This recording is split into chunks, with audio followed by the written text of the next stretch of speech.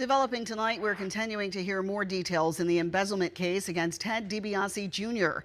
The former pro wrestler is charged in part of the state's largest embezzlement case involving millions of dollars meant for poor Mississippians.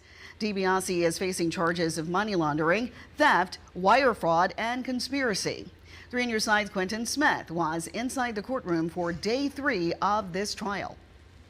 Every other person connected in this conspiracy has already pleaded guilty and admitted to their wrongdoing, except for Ted DiBiase. He's the only one still fighting allegations.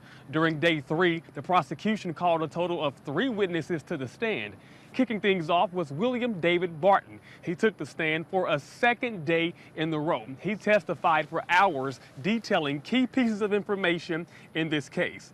Barton served as the Director of Internal Audit at the Mississippi Department of Human Services. He testified that funding decisions were made by former MDHS Director John Davis.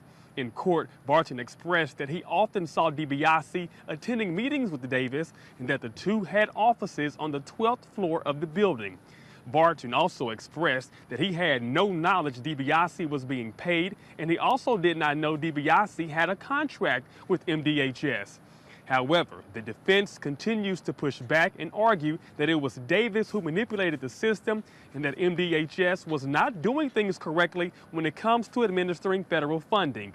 Defense attorneys allege DiBiase was being used as a pawn in this entire process.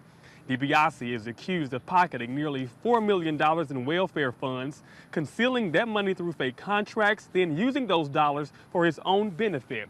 The prosecution still plans to call roughly 80 witnesses to the stand to testify, including John Davis. He'll take the stand and testify on Friday.